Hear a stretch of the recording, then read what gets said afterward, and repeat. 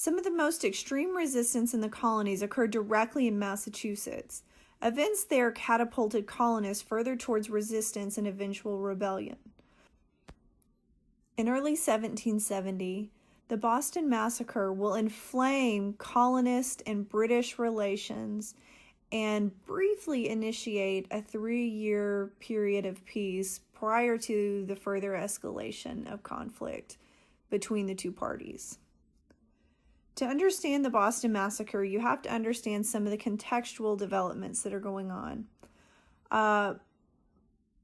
Boston harassment of customs officials had gotten so severe that the British government sends 4,000 additional redcoats into the city in order to ensure that taxes are being collected and that order is maintained.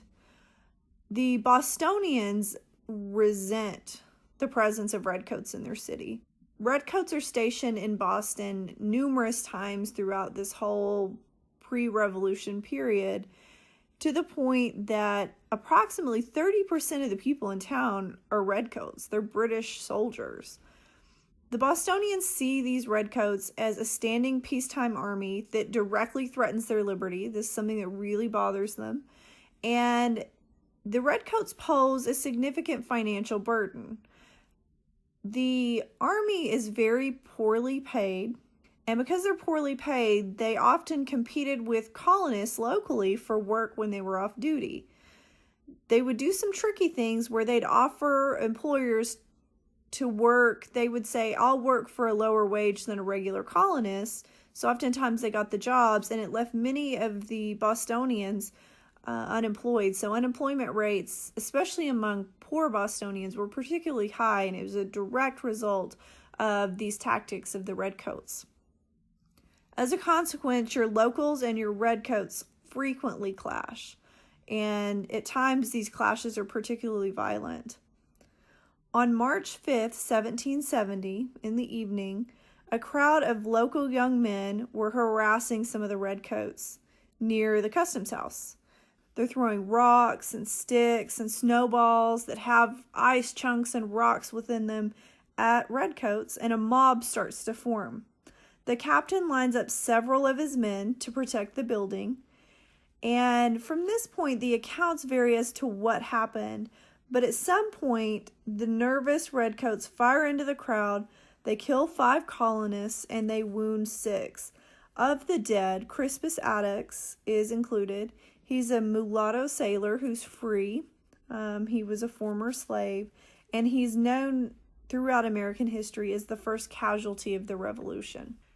After the massacre, word spreads pretty quickly through the colonies. The Sons of Liberty are particularly involved in spreading the word about the massacre. The information that they share is largely made up of propaganda. You have Paul Revere, who creates his famous engraving, which shows a peaceful crowd being attacked by redcoats, and of course nobody in the crowd has any weapons. Nobody's been throwing anything at the redcoats. They're just helpless victims. Sam Adams is also stirring up anger through remembrance of the massacre. Almost immediately, the redcoats are removed to a nearby island outside the city.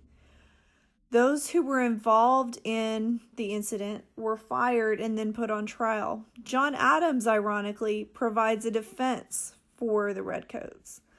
Through the course of the trial, only 2 are found guilty, and the rest, 6 other men, were acquitted. So they were found not guilty. The punishment for the 2 who were found guilty was only a branding on their thumbs. So Boston is pretty frustrated by the lack of punishment in their eyes. About half of the troops from that point will be removed from Boston, and following the Boston Massacre, the colonies experienced about a 3-year period of peace and calm. Of course, this time of peace is only temporary, and tensions will reignite with the Tea Act and the Boston Tea Party.